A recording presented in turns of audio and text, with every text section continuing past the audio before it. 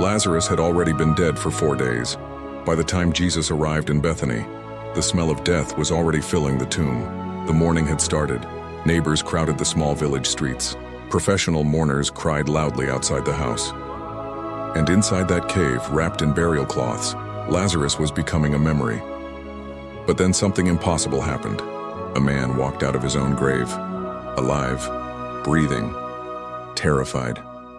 And for most people, that's where the story ends. But the real question is far darker. What happened to Lazarus after the miracle? Because the Bible gives only a few lines. Yet history, tradition, and the reality of life in Judea suggest something unsettling. How do you return to normal life after experiencing death itself? What did people think when they saw him walking through the market again? Did everyone believe him? Or did his resurrection quietly turn him into one of the most dangerous men in Judea? And there's another detail almost nobody talks about. The religious leaders didn't just want Jesus dead. They wanted Lazarus dead too. Which means one possibility becomes impossible to ignore. Lazarus may have spent the rest of his life being hunted simply because he came back from the dead. To understand what happened to Lazarus after the resurrection, you first need to understand what kind of world he returned to. Bethany was not a peaceful little postcard village. It was dusty, crowded during feast seasons, heavy with Roman tension and religious pressure. The village sat less than 2 miles from Jerusalem. That meant soldiers regularly passed nearby. Temple authorities watched everything carefully, and rumors spread fast. Especially dangerous rumors. The air smelled of olive wood fires, animals, sweat, and dry earth baked under the Judean sun. During the day, merchants shouted through narrow streets. Sandals scraped against stone. Children ran between water jars and donkeys. At night, the village became quieter, except for distant voices from travelers heading toward Jerusalem. And somewhere inside one of those modest homes lived a man everyone knew had died. Not almost died. Not recovered from sickness. Died, buried, mourned, then seen walking again. Imagine the psychological weight of that.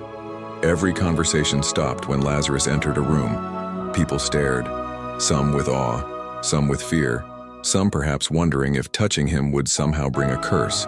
Because in Jewish society, death carried deep ritual meaning. A corpse made a person ceremonially unclean. Tombs were associated with impurity. Death itself was feared not only emotionally, but spiritually. And now Lazarus stood as a walking contradiction to everything people understood about death. But here's where the story becomes even stranger. The Gospel of John barely records Lazarus speaking at all. No long speech, no dramatic testimony, no detailed description of what he saw after death. Silence. And that silence created centuries of mystery. Did Lazarus refuse to talk about what happened? Was he traumatized? Or did the early Christians intentionally focus only on Jesus rather than the man he raised? Because the truth is, for Lazarus, the miracle may have been only the beginning of the nightmare. The moment he stepped out of that tomb, his old life was already over. Bethany was small, not the kind of place where strangers disappeared into crowds. Everybody knew everybody. If a roof needed repair, neighbors saw it. If someone got sick, the entire village heard about it before sunset. And if a dead man suddenly came back to life, the news would spread like fire through dry grass.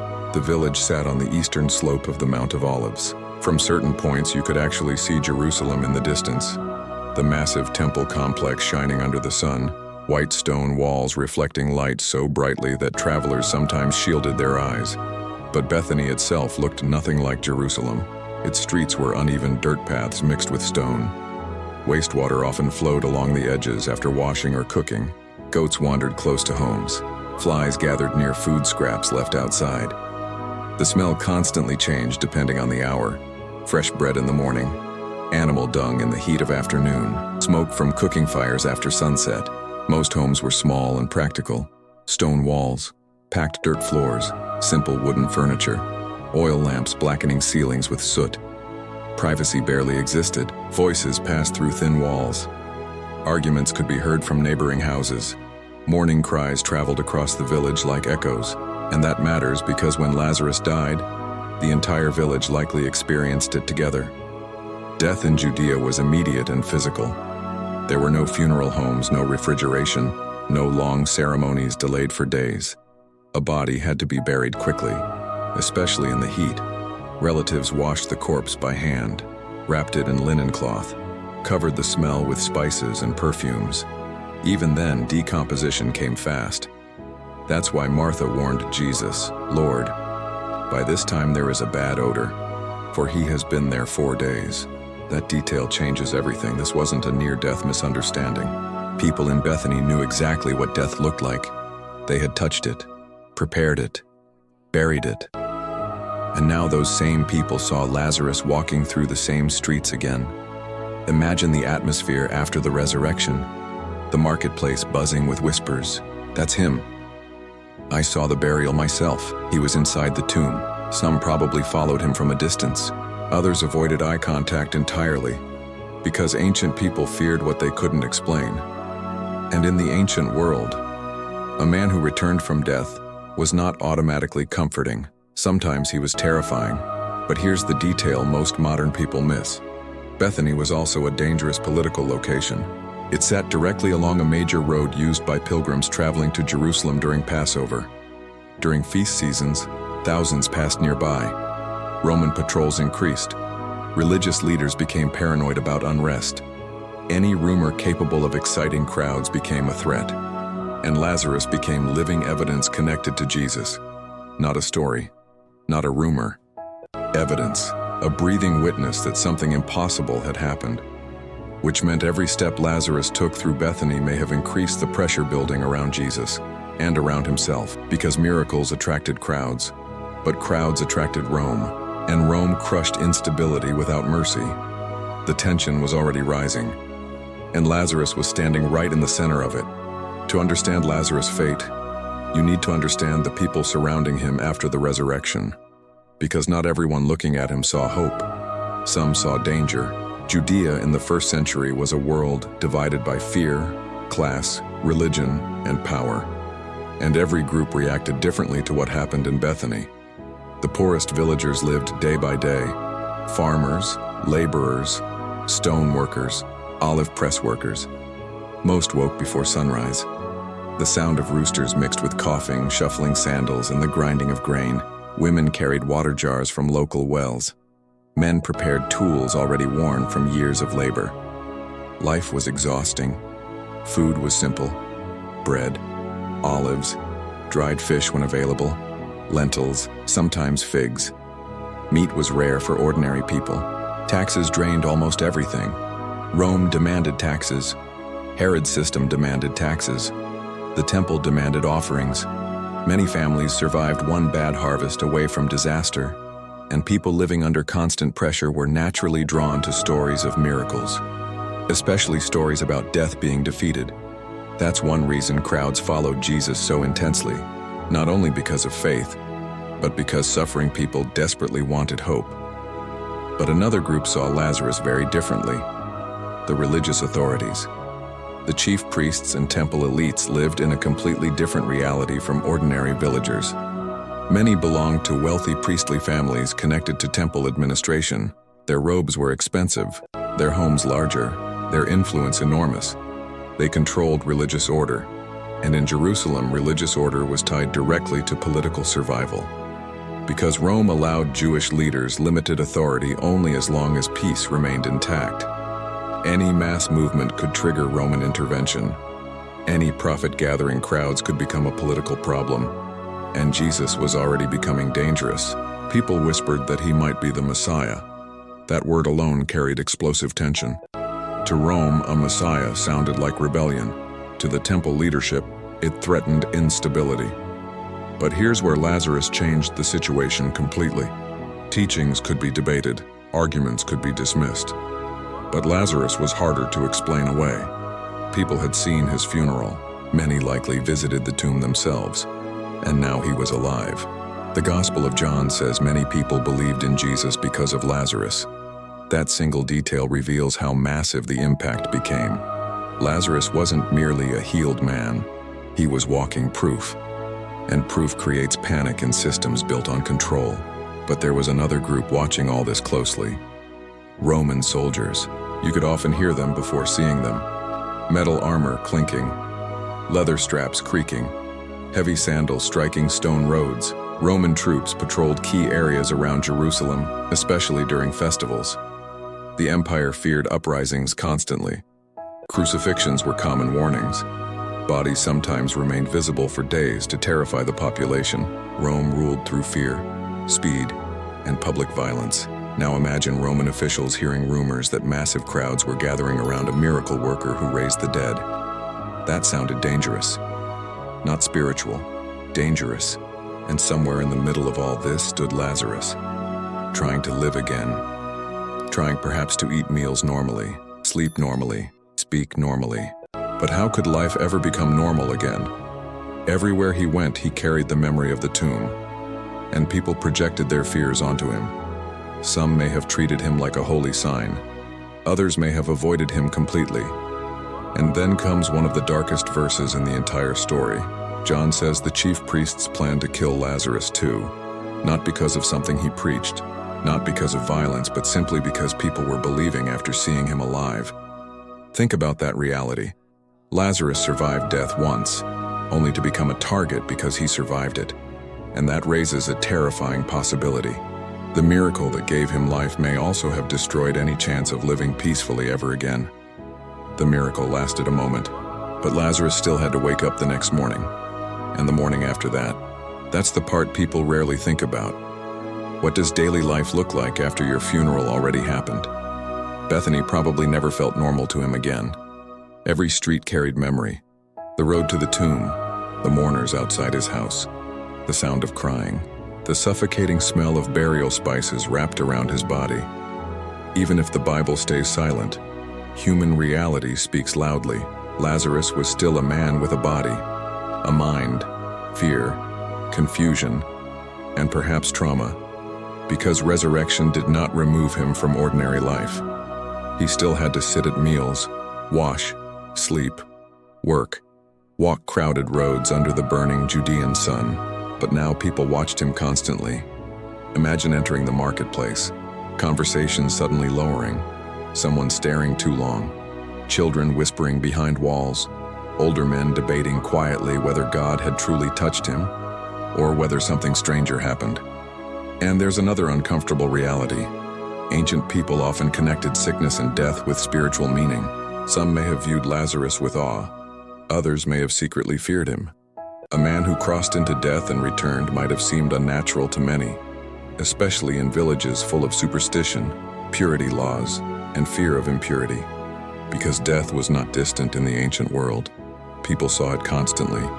Disease, infection, childbirth deaths, executions, starvation. The average person lived much closer to suffering than most people today can imagine, which meant Lazarus became a living reminder of mortality itself. Every time people saw him, they remembered their own graves. But daily survival in Bethany still continued. Women kneaded dough before sunrise. Workers carried baskets of olives.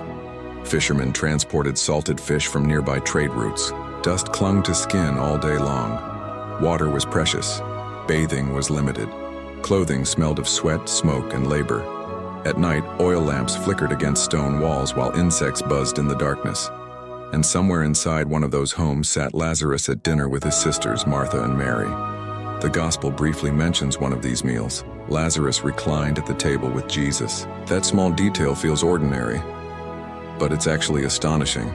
A man who had been buried was now eating dinner again, reaching for bread, listening to conversation, hearing cups scrape against the table, alive enough to share a meal. And maybe that ordinary moment became more emotional than the miracle itself, because resurrection is shocking, but ordinary life afterward is deeply human. Still, the danger around him was growing. Crowds came not only to see Jesus, many came specifically to see Lazarus. Imagine strangers arriving in Bethany asking, "Where is the man who died? Can we see him?" Is it true? His existence became public spectacle, and public spectacle in Judea was dangerous, especially during Passover season when Jerusalem overflowed with tension. The roads became crowded with pilgrims. Roman patrols increased. Religious leaders became nervous. The atmosphere felt electric. One spark could trigger violence, and Lazarus himself may have become that spark, because every person who saw him became another witness, another story spreading through the region, another threat to the authorities. But here is the haunting question almost nobody asks. Did Lazarus ever fear going to sleep again? Imagine lying awake at night after experiencing death firsthand, listening to dogs barking in distant streets, wind moving outside stone walls, the soft crackling of dying oil lamps. And somewhere in the darkness comes the memory of the tomb, the silence, the cold, the helplessness. We don't know what Lazarus remembered. The Bible never says. That silence created centuries of speculation. Some believed he saw paradise. Others believed he remembered nothing at all. But perhaps the silence itself tells the deeper story. Maybe some experiences are too heavy for words. And maybe Lazarus spent the rest of his life carrying something inside him that nobody else around him could truly understand. Because after a man returns from death, he no longer belongs fully to the ordinary world. Most people imagine Lazarus's life after the miracle as peaceful. But the reality may have been much darker.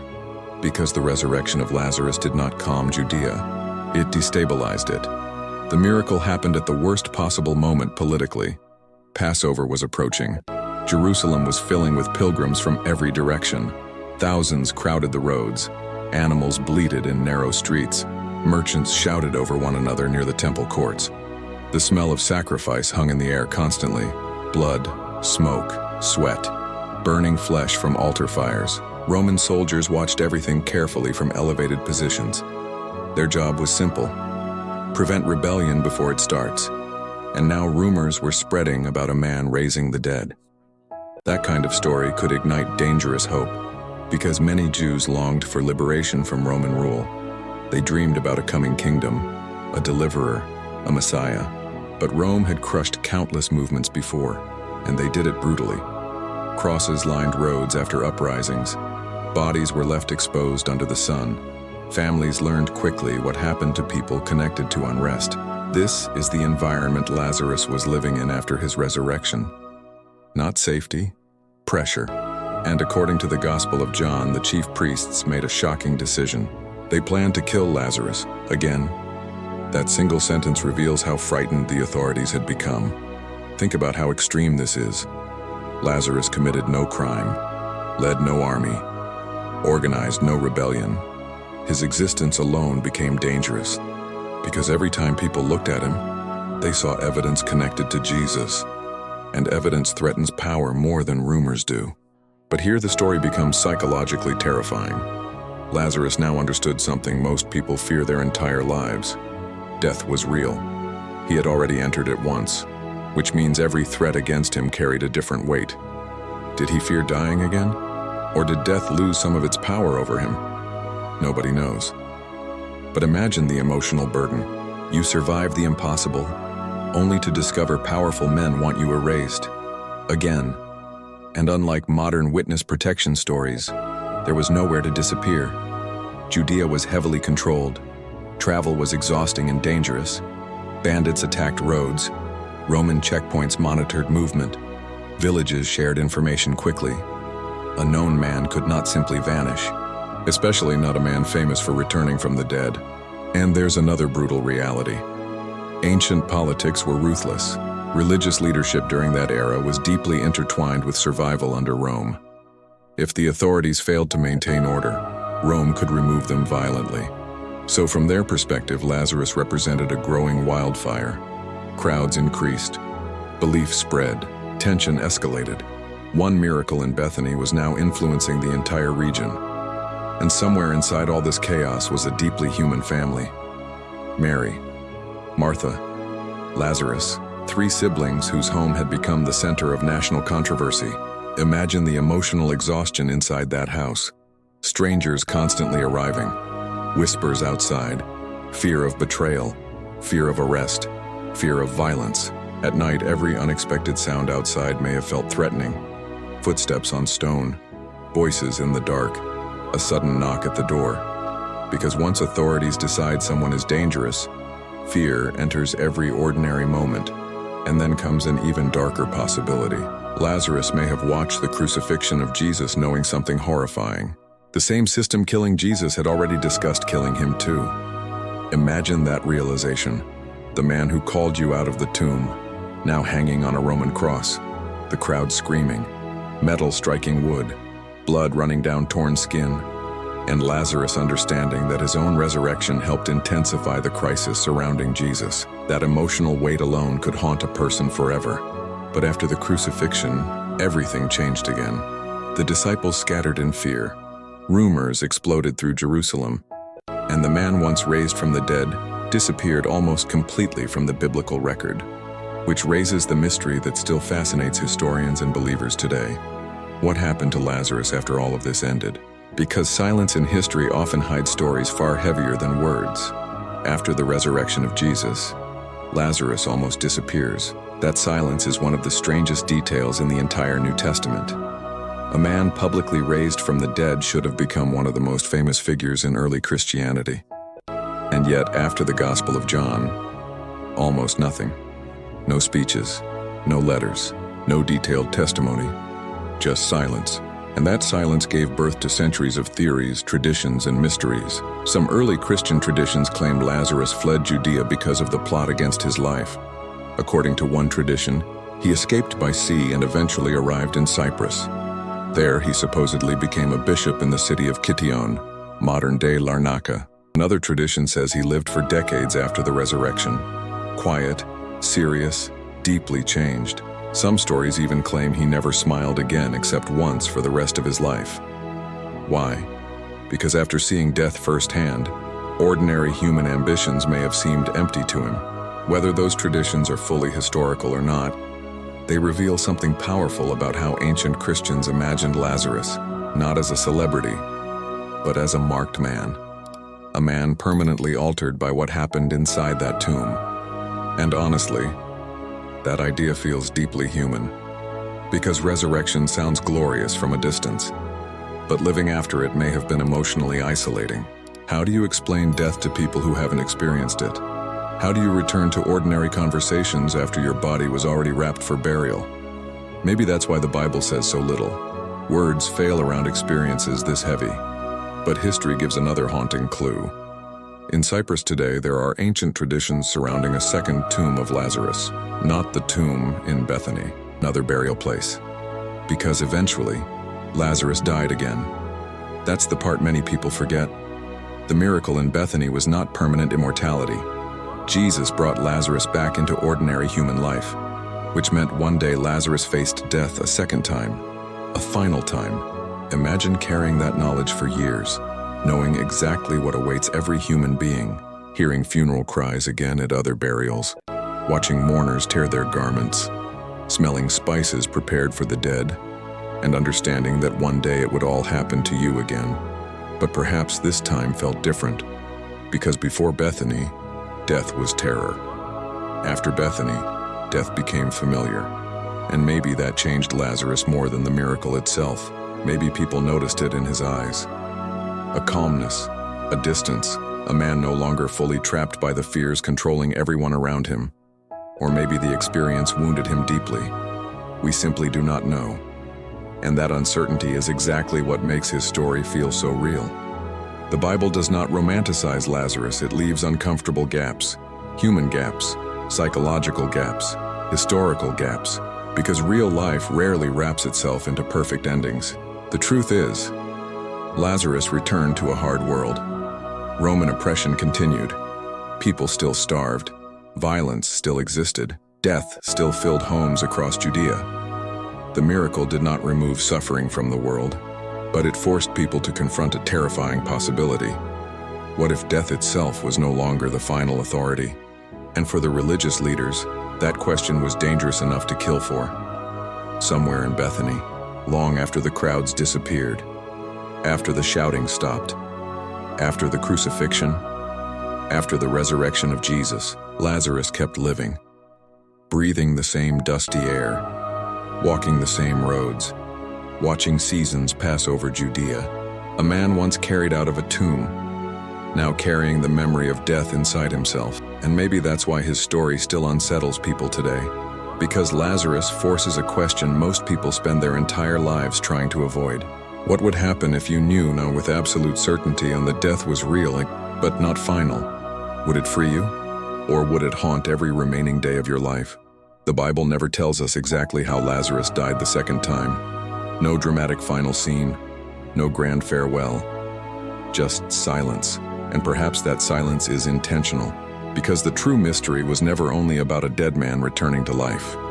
The real mystery is what that experience does to a human soul afterward. And somewhere beyond the pages of history, the man from Bethany faded back into dust once more. But the question his life created never disappeared.